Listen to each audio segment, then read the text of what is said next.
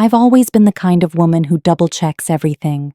Passport, charger, earrings, even if the gas was off before leaving the house. But that morning, in the rush of goodbyes and airport chaos, I missed something. I forgot the one thing that would change the entire course of my life. My passport. At the time, it felt like a silly inconvenience, a ruined trip, an embarrassing delay. I called it a minor setback when I told the Uber driver to turn around. I had no idea I was about to walk into a moment I wasn't meant to witness. The house should have been empty. He thought I was gone. And that was the mistake. Because the moment I stepped back into our kitchen quietly, unexpectedly, I didn't just hear his voice. I heard the truth, raw, unfiltered, a version of him I'd never met. He wasn't alone, and the words that spilled from his mouth didn't just hurt. They exposed a world I never knew I was living in. That day, I didn't get on a plane. I landed in a different reality. And I haven't been the same since. This wasn't just about a forgotten passport. It was the moment everything changed. Have you ever trusted someone you shouldn't have? Tell me in the comments. If you haven't subscribed yet, join us now for more stories like this. That morning started like any other. The kind of morning where you don't know your whole life is about to shift beneath your feet. I'd packed my suitcase the night before, rolled everything with precision, tucked in my essentials, laid my passport carefully on the dresser, or at least I thought I had. He kissed me on the forehead while I zipped my bag, told me to call him once I cleared security. His voice was calm, familiar, ordinary. There was no hint of the chaos waiting for me, just a few hours later. The airport was already buzzing when I arrived. I went through the motions on autopilot, from check-in line to bag drop, and let out a long sigh while standing barefoot in security. It wasn't until the attendant asked for my passport that everything started to unravel. I smiled like a woman who had everything under control. I reached for it. Pause. Checked the outer pocket. Then the inner one. Then every zipper, every corner, every part of the bag I had just carefully packed the night before. Nothing. My fingers began to tremble as if they knew something my heart hadn't caught up to yet. I stepped out of line, apologizing under my breath to no one in particular, and frantically dialed my husband. No answer. I tried again, but it went straight to voicemail. I should have panicked. But something about the silence felt too still, as if God were holding his breath. Like heaven was interrupting my plans. I told myself not to spiral. Told myself it was probably still sitting on the dresser. I'd go back home, grab it, and still catch a later flight. The worst thing that could happen, I thought, was missing one day of the retreat. I had no idea the worst thing had already started unfolding, and I wasn't supposed to be home to see it. The Uber driver barely spoke during the ride back. Maybe he sensed my unease. Or maybe the universe was just being kind enough to keep everything quiet, so I wouldn't miss the sound that mattered most. His voice. When we pulled up to the house, everything looked exactly as I left it. Curtains still drawn. My tea mug still on the porch railing. Nothing looked off. But the second I stepped out of the car, I felt it. The shift. A spiritual interruption. Like walking into a room someone just prayed in, or lied in. I opened the front door gently, not because I was trying to sneak in, but because something in me said, "Don't make noise." That's when I heard it. Laughter. His laughter. And another voice. A woman's. Not on the phone. not through a screen, inside the house. I froze. Not because I didn't know what I heard, but because I did. My suitcase dropped to the floor. He thought I was in the air. But I had just landed in a moment that would haunt me forever. I didn't cry in the house. Not then. Not when I heard his voice. Not when the woman laughed like she belonged there. Not even when I backed out slowly and pulled the door shut like I'd never opened it. My tears waited for the right moment. And they found it right there at the airport, surrounded by strangers and overpriced coffee. That's where I broke. I told the Uber driver I forgot something. He asked if I wanted him to wait. I said no. I lied. I needed him to leave so I could breathe, so I could fall apart without witnesses. I don't remember the walk back through the airport doors, just the ache in my chest, the way my hands wouldn't stop shaking, and how everything suddenly felt so loud. Feet on tile, announcements over the speaker, families saying goodbye. It all felt like a cruel reminder that everyone else had somewhere to go. Except me. I found a seat near gate 11, far from the crowd. My suitcase was still dragging behind me, even though it now felt pointless. I sat down and stared at the floor, trying to process what I'd heard. Her laugh. His voice. The casual way they spoke, as if they had rehearsed this moment many times before. Like it wasn't a secret. Like I was the only one who didn't know. That's when the first tear slipped out. Not loud, not dramatic, just enough to make me realize I couldn't hold it in. So I let go. Quietly. Fully. My shoulders shook. My breath caught. I buried my face in my hands, and for a few minutes, I let the world blur around me. No one stopped. No one asked if I was okay.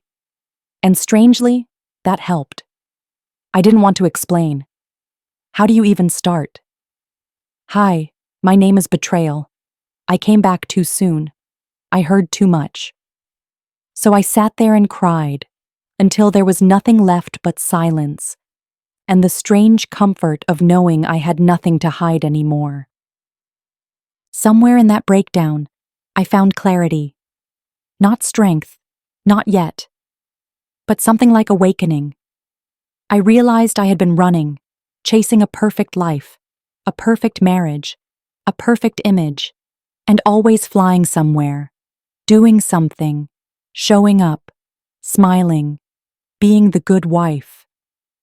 But none of it mattered now. Behind all of that, he was hiding someone else. If I hadn't forgotten my passport, I wouldn't have known. I would have come back days later with souvenirs and stories, still believing the lie. I would have unpacked beside him in the same bed he shared with someone else's memory. The forgotten passport felt like a mistake. But it wasn't. It was a rescue.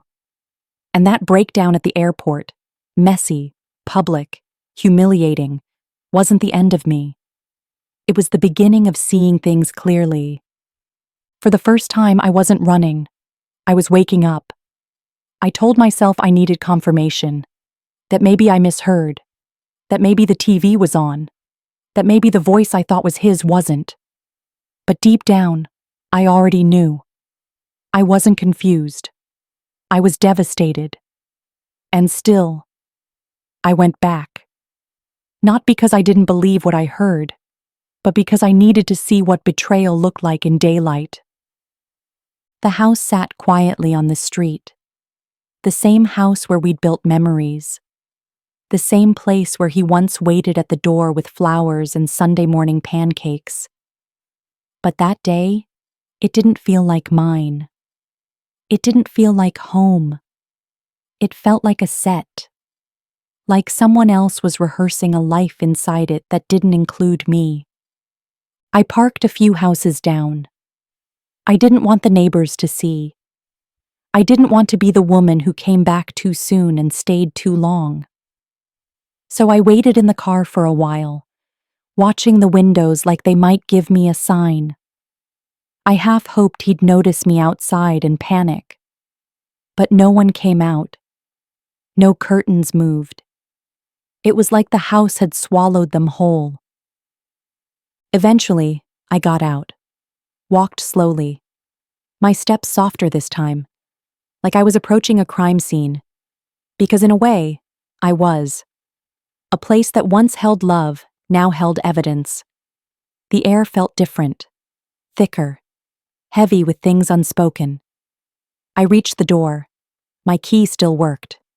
That part stung more than I expected. It reminded me I still belonged here, on paper. But emotionally, spiritually, something had shifted. My hands were trembling, but I turned the knob anyway. Silence. I stepped inside, and the smell hit me first. Not perfume, not candles. Food, home-cooked, warm, comforting, in a twisted way. Like she was making herself comfortable. Like she felt safe enough to feed him. I moved slowly down the hallway, hearing nothing now. The kitchen was empty. The voices were gone. Maybe they left. Maybe they heard the door and hid. I stood there, looking around, and realized something chilling. Things had moved. The mug I left by the sink was washed. The dish towel was folded differently. A new jacket hung over the back of the chair, one I didn't recognize. She'd been here more than once. This wasn't a one-time mistake. This was rehearsed, familiar, routine. The silence screamed louder than their laughter. I didn't call out. I didn't ask questions. I just walked room to room, collecting proof not with my eyes, but with my gut. The toothbrush in the guest bathroom. The faint scent of lavender shampoo that wasn't mine. The throw blanket I never liked, now draped lovingly across the couch like someone cared for it. The house should have been empty, but it wasn't. And even though no one stood in front of me, I'd never felt more betrayed than in that silence. Because in that moment, I realized something worse than being cheated on. I'd been replaced. I didn't mean to stay. I told myself I'd leave the moment I was sure. The moment I had enough evidence to confirm what my heart already knew. But then the voices returned, just as I was heading toward the door. Soft at first. Barely above a whisper. Like the house was giving me one more chance to listen. One more opportunity to know what kind of man I'd married. They were in the kitchen again. The same room where we'd danced barefoot on anniversaries. Where he once kissed my forehead with syrup on his hands and said, "You're my only home." The same kitchen that now held the sound of betrayal wrapped in casual laughter. Her voice was playful, sweet, too comfortable. She called him a name I'd never used, a private name, something intimate. And he didn't flinch. He laughed. Not the forced, polite chuckle he gave colleagues or strangers. It was the deep kind, the one that came from his chest, the kind that used to belong to me. That laughter once made me feel safe. Now it made me feel invisible. I stepped back, out of view. My heart was pounding so loud I thought they'd hear it. I wasn't ready to see her face. Not yet. I didn't want to give them the power of my presence. I just needed to hear. Needed to know how far it had gone. And I got my answer the moment she said, "So, when are you going to tell her?" He didn't respond right away. There was a pause. I imagined him looking down, maybe rubbing the back of his neck the way he always did when he was avoiding something. Then he said, "Soon. Just not now. She's been planning that trip for weeks. I didn't want to ruin it." My throat closed, not because of the lie, but because of how gently he said it, as if protecting me was still part of the plan, as if delaying the truth was a kindness. She laughed again, not bitter, not angry. She understood. That laugh told me everything. She wasn't new. She wasn't temporary. She had already made peace with being hidden. Because hidden didn't mean insignificant, it just meant strategic. Then she said something that made my knees buckle. She's going to break when she finds out. You know that, right? He sighed. I know. But at least I'll finally be free. Free. Like I was the prison. Like our life, our memories, our vows, our quiet mornings had all become a chain he was desperate to slip out of. I pressed my back against the wall, eyes closed, holding in a scream that would have shattered every dish in that kitchen. They were still talking, but I stopped listening. Because in that moment, a shift happened inside me. I didn't want an explanation anymore. I didn't need the truth from his mouth. The voices from the kitchen had already told me everything, and I knew I was never coming back from this. There's a kind of laugh that bruises deeper than any insult. It's the kind of sound that tells you you were never really seen, never really chosen, never really in the room, even when your body was present.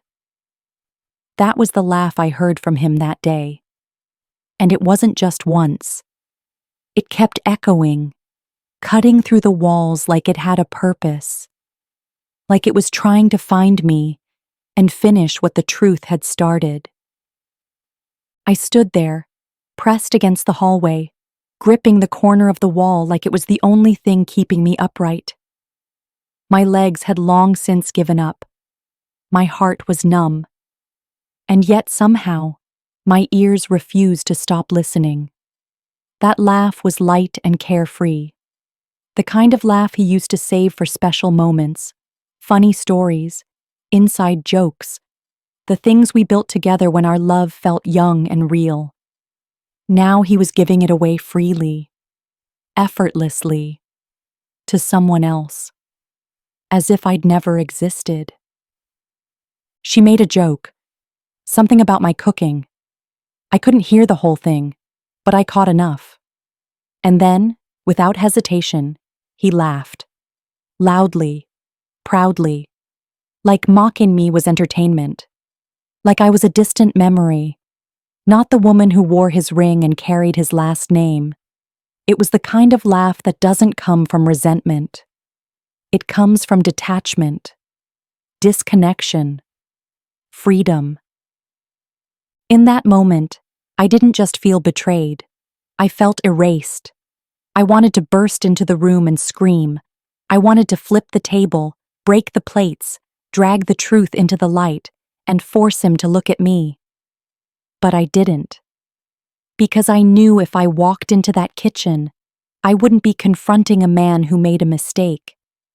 I'd be meeting the version of him who no longer cared if I hurt. So I stood there, invisible in my own home, listening to the man I once believed in laugh like our life meant nothing. Like the birthdays, the late-night prayers, the hospital visits, the whispered dreams. All of it was just background noise to the life he was now auditioning for with her.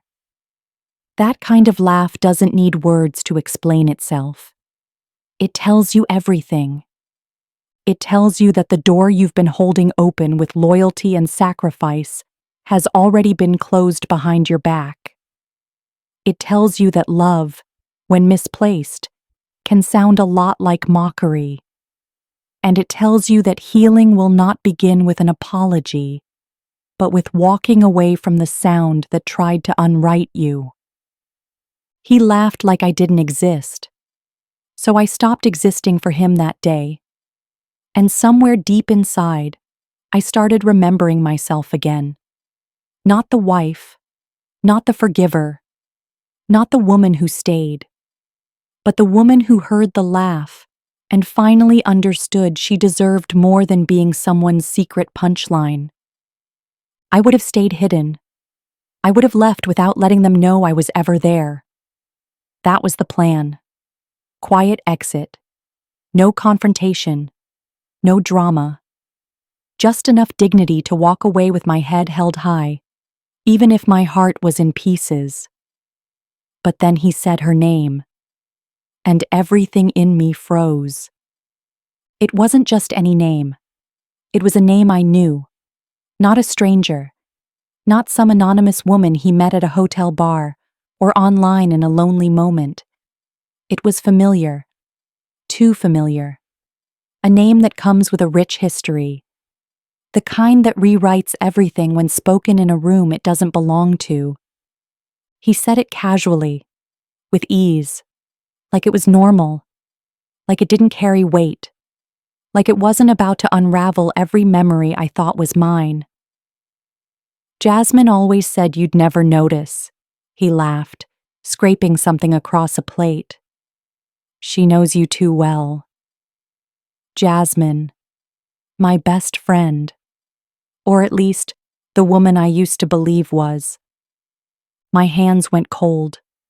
My breath caught in my throat. And for a second, I wondered if maybe I'd misheard. Maybe he said Jacqueline or Janice or something that wouldn't punch me in the stomach. But then she answered him. Well, I know how to stay invisible to her. That's how this has lasted. Her voice. Jasmine's voice.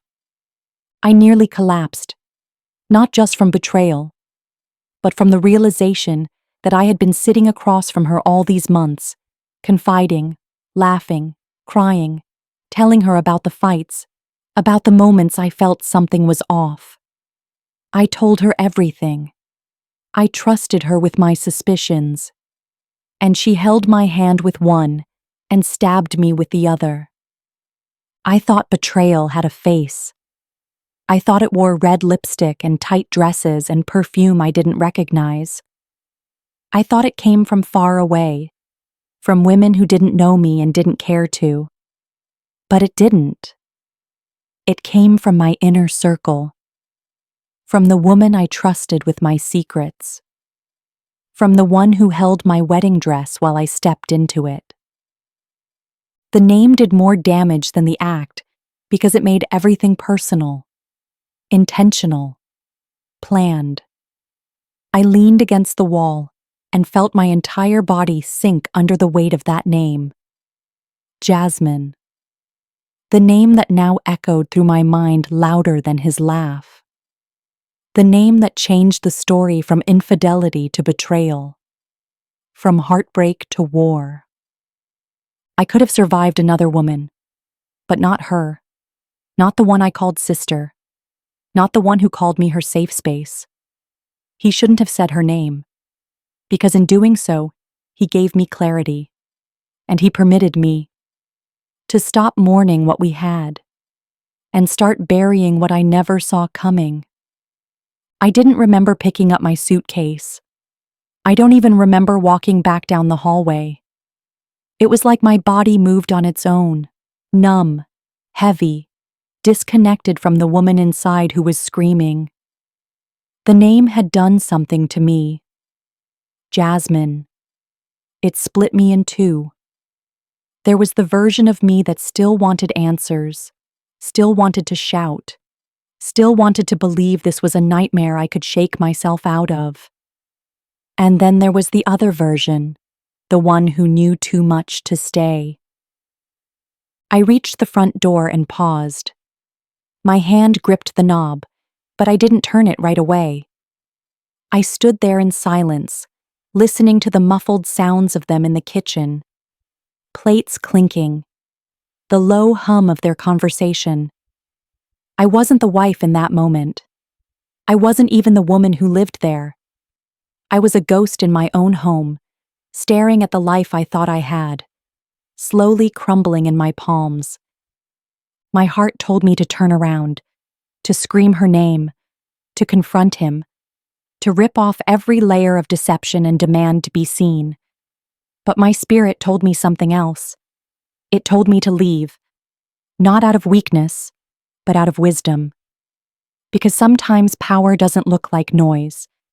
Sometimes it looks like silence that walks away before it burns.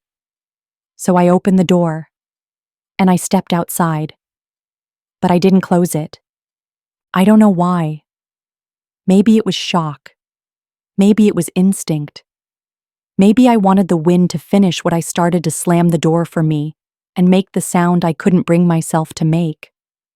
Or maybe I wanted him to feel the draft, to sense that something had shifted, that something had been broken without his permission, that I had seen everything. I walked to my car slowly, afraid I'd collapse if I moved too fast. The world looked the same. Trees still stood, cars were still parked, neighbors were still oblivious. But I was different. Something in me had been unmade. I opened the car door and sat there for a moment, staring at the house. My house. Our house. Now their house. My eyes stayed fixed on that open door, half expecting him to come running out. But he didn't. He didn't come. He didn't call. He didn't even check. Because he didn't know I had been there. He didn't know I heard it all. And that was the part that hurt the most. I drove away with my heart bleeding, my chest tight, my suitcase still packed with clothes for a trip I would never take. And as the house grew smaller in my rearview mirror, I told myself one truth that held me together.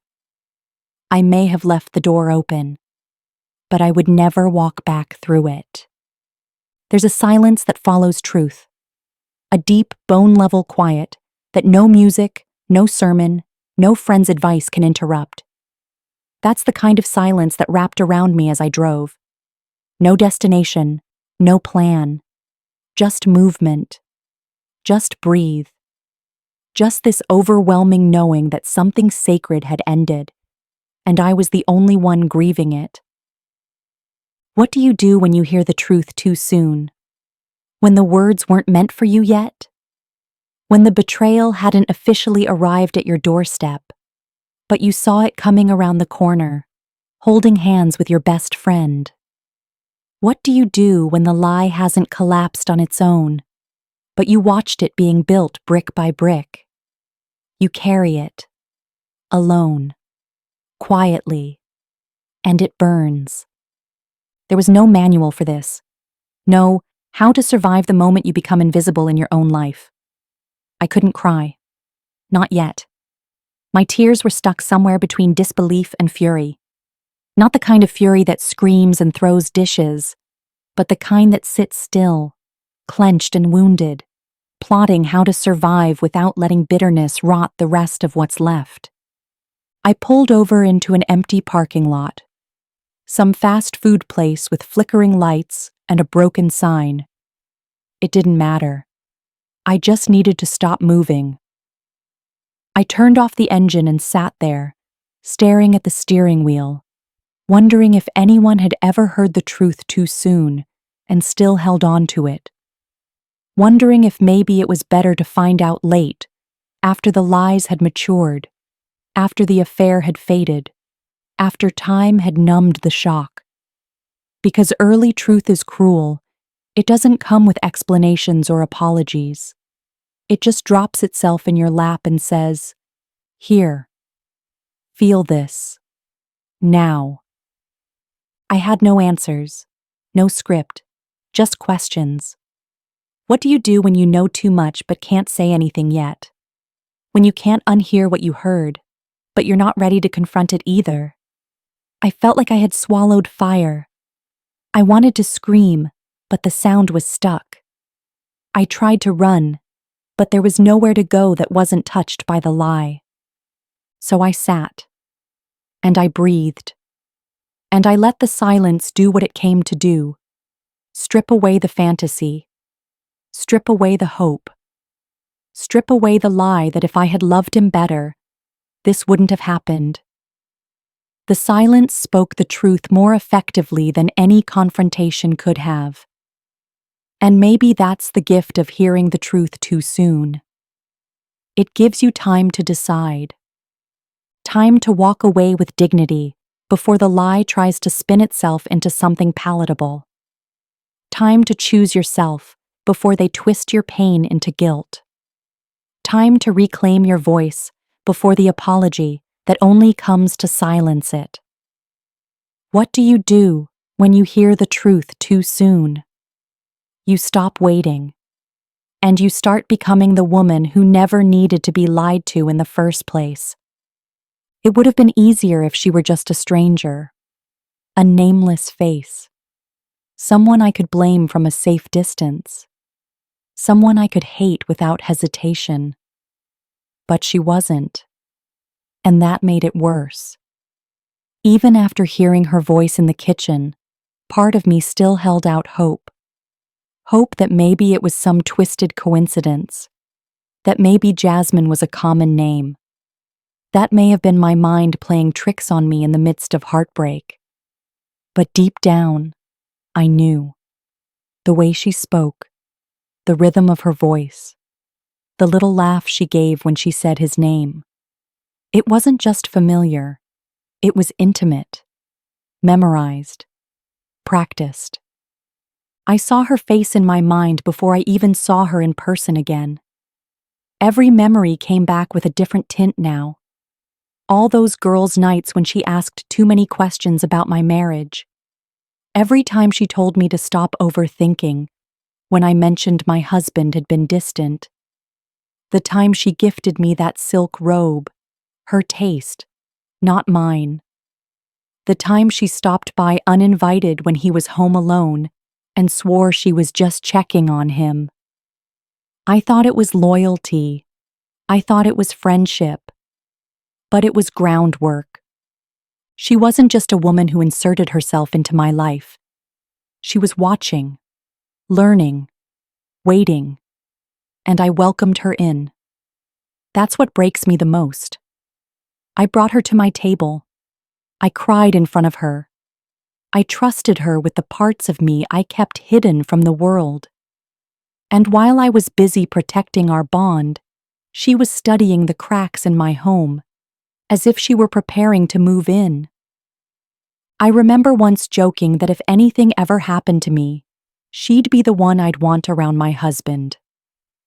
The way she smiled at that comment still haunts me. It wasn't a smile of discomfort. It was a smile of confirmation. Like I had unknowingly given her the blessing she was already waiting for. She wasn't a stranger. She was familiar. Too familiar. She knew what kind of toothpaste I used, what side of the bed I slept on, which fights we were still working through. She knew the version of him I never wanted anyone else to understand. And somehow, she used all that knowledge to become what I wasn't. Present when I was exhausted, fun when I was serious, quiet when I was questioning. She didn't steal him. She studied him. And then she became his safe space. It's a particular kind of pain when the person who comforts you through heartbreak is the one causing it behind closed doors. And when I think about the betrayal, it's not just the romance that shatters me. It's the intimacy she had with both of us. The way she got to play two roles: best friend, other woman, comforter, destroyer. She wasn't just a stranger. She was trusted. And now she's unforgettable. I didn't plan to see them. I told myself I wouldn't, that it was over, that I had enough truth to carry without needing visuals to haunt my memory. But sometimes God lets you see things not to destroy you, but to finish what the words started. And that's what happened that evening, 2 days after I left the door open and drove away like a ghost. I had gone back, not to the house, but near it. Not to confront them, but to observe from a distance. To see if what I heard was real, or just a moment that twisted in my mind. I parked 3 houses down again, tucked between 2 pickup trucks, heart thudding like it didn't want me to be there. But my soul needed to see, not for revenge, for release. They came out of the front door like they belonged to each other, like my existence had never touched that porch. Her laugh bounced off the steps, light and easy, and he was smiling like he wasn't standing in the wreckage of vows. No guilt in his eyes, no pause in his steps. Just ease, just comfort. Just a man walking next to the woman who used to sit across from me and call me sister. She reached for his hand, and he didn't hesitate. He held it as if it were normal, like it had always been hers to hold. And something inside me broke in a different way, not from pain this time, but from clarity. This wasn't an affair. This was a choice, a shift, a slow, methodical replacement that happened while I was busy praying for us to get back on track. They didn't see me, and I didn't want them to. That was the first time I felt a strange power in being unseen, as if I were watching the final scene of a story I no longer had to edit. I wasn't part of it anymore. I was the closing chapter they had already written over. And yet, watching them helped me let go of the fantasy I kept replaying in my mind. The one where maybe he slipped, maybe it was temporary, maybe he'd come back. Number. He was gone, and he wasn't looking back. They got into his car. She leaned over and kissed his cheek before he started the engine. It was so casual, so practiced. Like this had been happening long before I forgot my passport. Like I had been living in an illusion while they rehearsed a new life without me. I sat there long after the car drove off. Still. Number watching the door that used to be mine stay closed, untouched by my presence. I had no tears left. I had only understanding. Sometimes you need to watch the lie in motion to bury the hope you keep resurrecting, finally. I watched them without being seen. And in doing so, I saw everything I needed to never look back again. I thought I'd seen and heard enough. I told myself that nothing else could hurt me more than what I had already witnessed. But pain has a way of stretching itself. Just when you think you've reached the limit, it shows you there's more. And that more came the night I accidentally answered his call. I hadn't blocked his number yet. Part of me was still floating in that strange in-between space where denial dresses itself up as closure. I kept telling myself I was done, but my heart hadn't fully signed the papers. So when my phone lit up with his name, I didn't think. I just swiped. I didn't say anything. I wasn't even sure I was supposed to. I thought maybe it was an accidental dial, or maybe I would find the courage to finally confront him. But instead, what I heard wasn't for me. He hadn't realized I'd picked up. I heard her first. Jasmine. She was laughing, the same laugh I'd memorized the day I watched them from the car. Then her voice dropped low, playful, and she said, "So, have you told her yet? Or are we still pretending?" And then came his voice, so calm, so steady.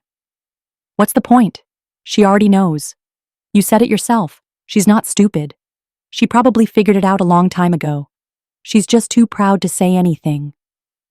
Proud. As if that was the reason I hadn't confronted him. As if it had nothing to do with the betrayal or the heartbreak, or the fact that I'd been holding my world together with shaking hands. No. In his mind, it was pride. Not pain. Not dignity. Just pride. He kept talking, still unaware I was on the line. "Honestly, Jazz, it's already done in my head. I just haven't had the conversation yet. She'll survive. She always does." I'll survive. Like I was some old project he knew would be fine once discarded. Like survival was all I was built for. And then she said the thing that made my stomach turn.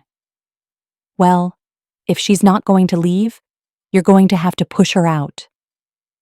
He didn't respond right away. I could hear movement.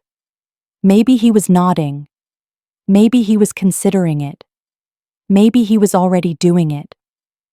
I didn't wait for the rest. I ended the call with a trembling finger and stared at the screen, the reflection of a woman I barely recognized staring back at me. She looked tired, not just from what she heard, but from pretending it didn't break her. That call wasn't meant for me, but maybe it was necessary. Maybe I needed to hear how disposable I had become, how casual love turns when it's no longer convenient. That call didn't give me closure. It gave me clarity. They weren't just lying behind my back. They were planning my exit. And now I knew the truth in full. Not because he confessed, but because I wasn't supposed to hear it. I stared at my phone long after the call ended. The room was still. Too still. Like even the walls were waiting to see what I would do next. I thought maybe this would be the moment I'd break.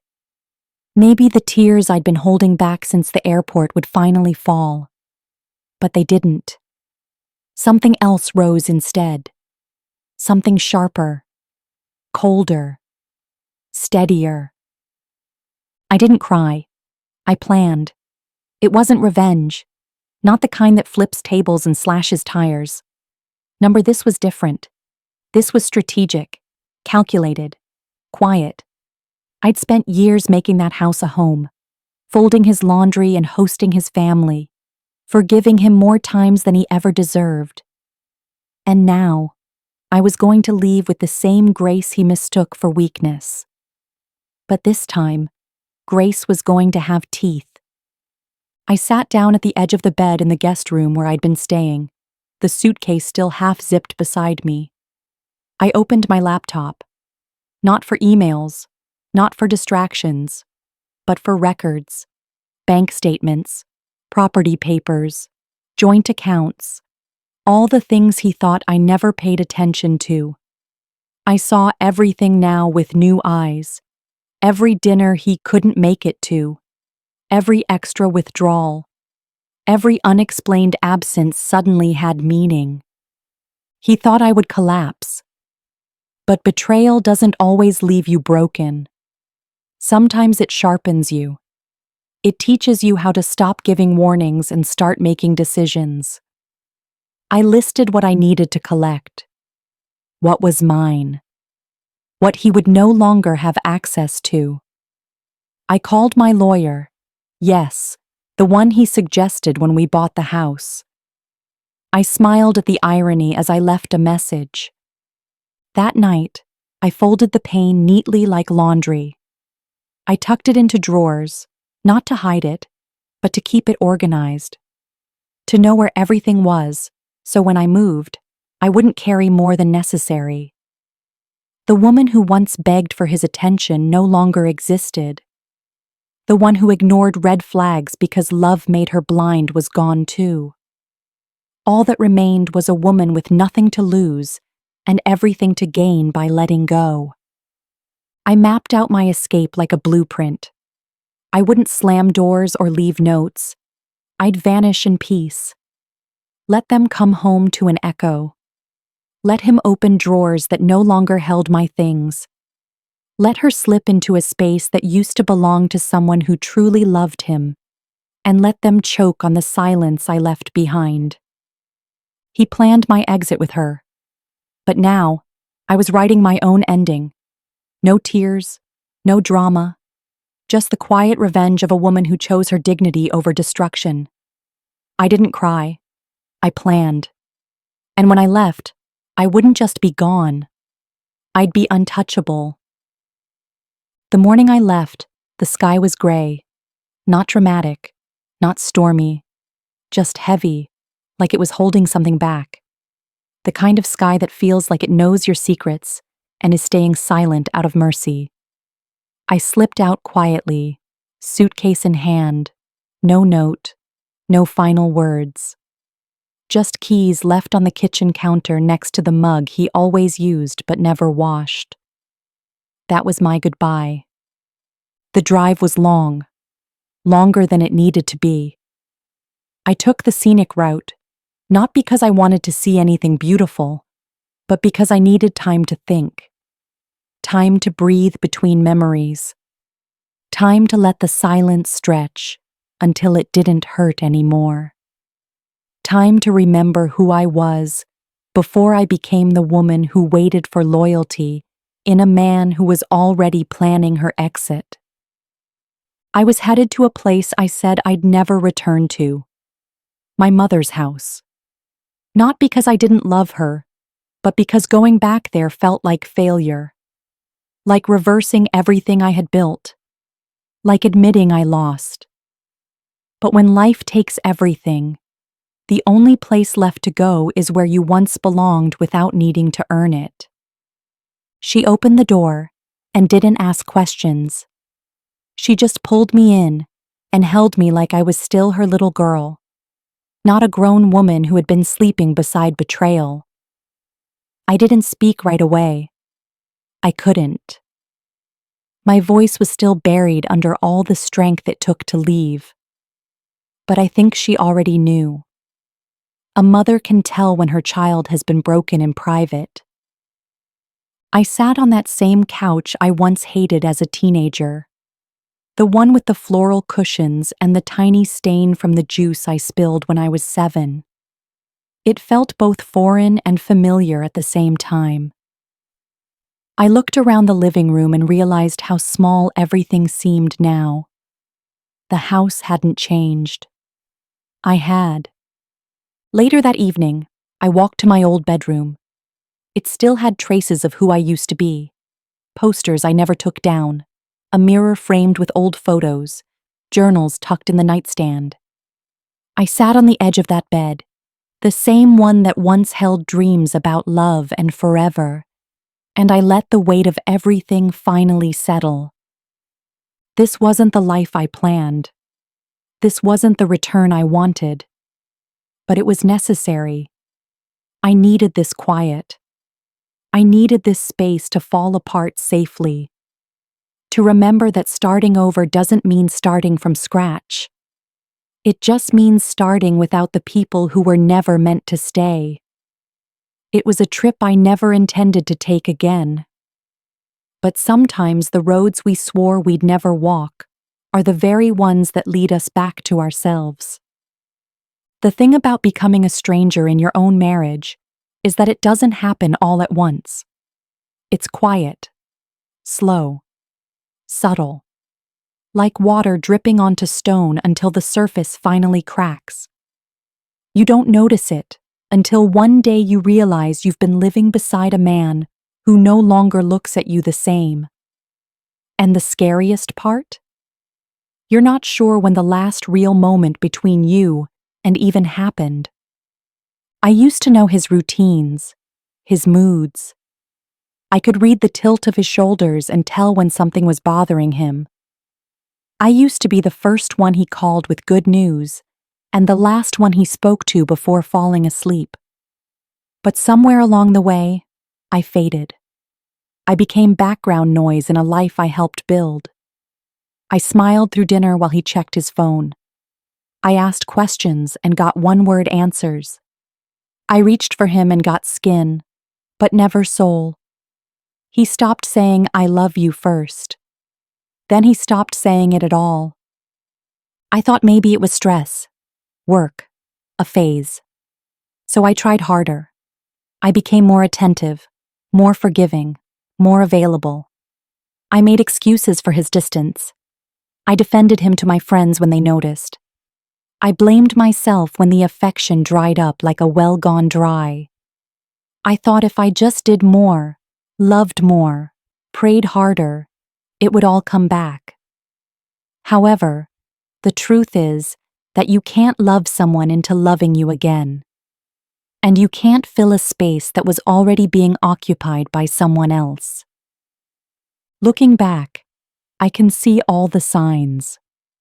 The way he stopped asking about my day. The way he forgot the little details he used to remember so easily. The way his eyes glazed over when I spoke, like he was physically there, but mentally somewhere else. With someone else. Every time he turned away in bed, I turned deeper into denial. Until denial could no longer hold the weight. And now, sitting in my childhood bedroom, far from the life I thought I'd be living, I realized something painful and freeing at the same time. I didn't just lose him. I lost myself trying to hold on to him. I became a stranger in my own marriage, a guest in my own home, a placeholder for a woman he had already chosen in secret. And now that the truth is out, I see it for what it really was. Not just infidelity, but a slow erasure. A quiet undoing of everything I thought was real. But the thing about being a stranger is you eventually leave. And once you leave, you're no longer invisible. You're becoming again, remembering, rebuilding. And one day, I'll walk into a love where I'm not a stranger trying to earn a seat, but a woman who knows she belongs. And this time, I won't disappear to make space for anyone else. In my mind, I confronted him 100 times. Sometimes I screamed. Sometimes I cried. Sometimes I sat across from him with a calm so terrifying it made him squirm. I imagined every word, every pause, every inch of silence where he would have to sit in what he'd done. I pictured his face when I said her name. I rehearsed the exact moment his lies would come crashing down around him. I even picked out the outfit I would wear. Not to impress him, but to remind myself that I still carried beauty, even after he tried to make me feel invisible. But the confrontation I practiced never happened. Not because I didn't have the strength. Because I chose peace over performance. I knew the truth. I lived it. I breathed it. I carried it into every sleepless night and every silent prayer. And somewhere between heartbreak and healing, I realized I didn't need his confession to validate my experience. I didn't need him to admit it, explain it, or justify it. The apology wouldn't have healed me. His regret wouldn't have reversed the damage. All it would have done was tether me to a moment that already drowned me once. I thought the confrontation would be closure. But closure isn't a door he could open for me. It was a door I had to close myself, softly, intentionally, without giving him the satisfaction of watching it slam. So instead, I let him wonder. Let him feel the absence of the conversation he knew was coming.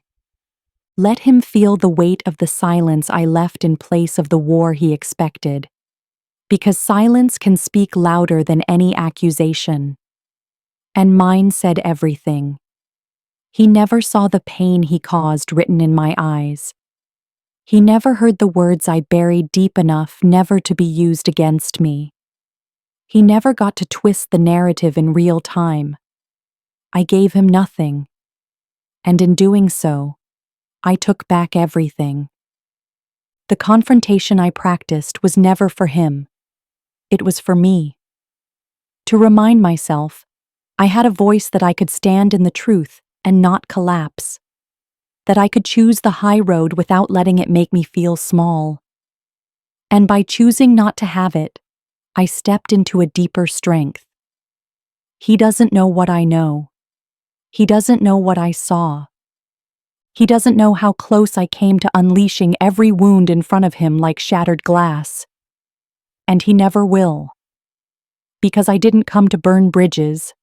I came to build boundaries. I didn't come to demand his guilt. I came to reclaim my peace. So no, the confrontation never happened. But the healing did. And that matters more than any scene I could have performed. He walked around like a man who had gotten away with it. Casual, unbothered. Still texting me like everything was normal. Still signing off with, "Love you," like it wasn't now hollow. That was the part that burned the most. How easy it was for him to pretend. How confident he was that I was still in the dark. He thought I didn't know. Thought I was still playing the role he assigned me. The trusting wife. The one who would never look too closely. The one too loyal to suspect betrayal. Too gentle to believe her best friend could be the enemy. He kept sending updates about the house like I hadn't already stepped into it and smelled the perfume she left behind. He asked how my trip was going like I hadn't sat in the airport stall, shaking with truth. He joked about missing me like he hadn't already moved on to someone who called him baby in my kitchen. He thought his performance was flawless, that the script hadn't changed, that the show could go on. But I knew. And I was watching him play a role in a story I had already rewritten. He didn't see the shift in how I stopped responding the same, how my replies got shorter, colder, and slower. He didn't notice how I stopped asking about his day, stopped caring about his routine. I was no longer trying to fix something. I was preparing to walk away from it. Quietly, strategically, and with the kind of silence that stings more than any scream ever could. He thought I didn't know. But I had seen it all. I had heard it all. I had felt it all in my bones before I ever found the proof. The way he flinched when I looked too long. The way he hesitated when I asked simple questions. The way his guilt showed up in tiny glitches, shifting stories, nervous laughter, subtle avoidance. Women know. We always know.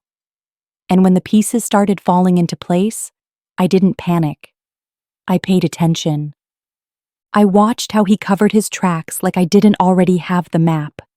How he lied with ease, like I hadn't mastered the silence of observation. How he kept choosing her in secret, not realizing I was building a life in secret too. One without him in it. He thought I didn't know. But I knew. And I didn't need to confront him to prove it. I didn't need to cry in front of him to make it real. I didn't need to beg or accuse or ask why. Because when a woman truly knows, she stops performing.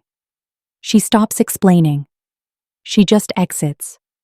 And leaves the door open long enough for him to feel the draft.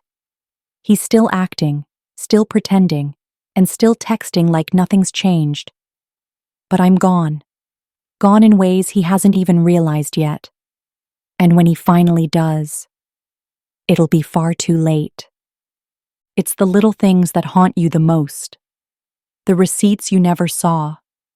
The calls he took in the car with the windows rolled up. The late-night texts he answered with his screen tilted away from you. I used to think I was imagining things. That I was just being insecure. That love meant trusting even when the dots didn't connect. But now I see the truth for what it is. He was building a life in the shadows while I was asleep beside him. He didn't need to leave the house to cheat. He just needed time, opportunity, a phone that never left his side. He built it slowly, using carefully laid bricks, excuses, distractions, emotional distance disguised as busyness. And I, thinking love meant patience, gave him space, and he used to disappear. While I prayed for our marriage, he was planting seeds somewhere else. While I planned our future, he was already living another one. I remember the night he told me he had a new work project that required late hours. I made him coffee, kissed his forehead, and told him not to overwork himself. He smiled, thanked me, walked out the door with a duffel bag, and I didn't question. But now I wonder, did she meet him on those nights? Did she help him unpack clothes I had just washed? Did she call him baby while I prayed for him to be safe? He was living a double life in plain sight, one where he laughed louder, loved freely, and slept more deeply. And none of that happened with me. I was the mask he wore to stay respectable. I was the alibi he used to remain untouchable. And while I was busy being his wife, he was becoming a version of himself I never got to meet. He had passwords I didn't know, plans I wasn't a part of, moments I didn't witness. He created this parallel world so carefully that by the time I realized it, I couldn't even trace where the deception began. It was layered, protected, groomed. And in it, I was nothing more than a distant memory he hadn't figured out how to erase yet.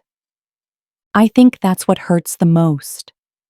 Not just that he lied, but that he was so comfortable living a truth I didn't get to be a part of. He made room for another woman while I made sacrifices for us. He laughed in her presence while I cried in ours. He told her things I would have given anything to hear again. The life he built wasn't spontaneous. It was nurtured, intentionally, secretly. While I lay beside him at night, believing we were still on the same page. But I was dreaming, and he was already gone. Now I live with the knowledge that while I slept in our bed, he was awake in another life. And maybe that's what betrayal really is. Watching someone build a future without you, while you're still busy saving what was already lost. Goodbyes don't always come with slamming doors and screaming matches. Sometimes, they arrive like a whisper. A suitcase quietly zipped. A key left on the counter. A silence that feels louder than words ever could. That's the kind of goodbye I gave him. The kind he never saw coming. He thought he had time. Thought the lies could stretch a little longer. Thought I was still stuck in confusion. Still second-guessing my instincts. Still trying to hold the pieces of us together while he was living in someone else's arms. But what he didn't know was that I had already left long before I walked out. I had mourned the marriage in silence. Every night, he came home smelling like unfamiliar perfume. Every excuse he delivered with a straight face. Every moment, he rolled over and turned his back to me in bed. I grieved him in real time while he was still breathing in my space. So by the time I packed my bags and made the final decision, I wasn't breaking down. I was breaking free. The last time he texted me, he asked what I wanted for dinner. Just like that. Like we were fine. Like nothing had cracked. Like he wasn't already planning a future with a woman I once called sister. I didn't reply. That was the first part of my goodbye. No more explaining, pretending, giving him access to my heart through words he hadn't earned. I didn't give him a letter. I didn't leave him a note. He didn't deserve a monologue or a summary of my pain. Let him find out through absence. Let him walk into that house and feel the echo. Let him notice the hangers missing from the closet. Let him stare at the space where my shoes used to be. Let him realize, too late, that everything I touched had already vanished. Let him sit with it. I didn't even tell Jasmine. She'll find out eventually, when he panics, when he realizes I'm not texting back, not answering calls, not waiting for the apology that was never coming. And when he turns to her for comfort, I hope she realizes she didn't win. She just inherited a man who knows how to lie with his whole body. He won't see me cry. He won't see me begging. He won't see the woman he took for granted try to fight for a love that was never mutual because I said goodbye with my absence. And sometimes, that's louder than any final word. The goodbye he never saw coming was the one I had been building quietly with every moment he thought I was blind. And now that it's here, I'm not running. I'm rising. Some endings don't come with closure, just clarity. No explanations, no final conversations. Just a shift, where your silence becomes your strength and your absence becomes your answer. I didn't leave because I stopped loving him. I left because I finally started loving myself. He'll replay everything. Try to figure out the moment I knew. He'll wonder if it was something he said, something she did, some careless detail he missed. But the truth is, it wasn't one moment. It was all of them. Layered. Repeated. Sharp enough to cut. Soft enough to dismiss. Until I couldn't anymore. This isn't just about betrayal. It's about rebirth. About the woman who rose from the ruins of a love that didn't know how to stay loyal. I'm not bitter. I'm awake. And sometimes, that's the most powerful transformation of all. So if you're reading this, and you've been holding on to something that's already let you go, this is your permission, not to explode, not to fight, but to walk away quietly, with your head high, with your peace intact, and with the kind of grace that makes them realize they never deserved the version of you who stayed. We are grateful you stayed with us, and don't forget to subscribe and turn on the notification bell so you don't miss any uploads from us.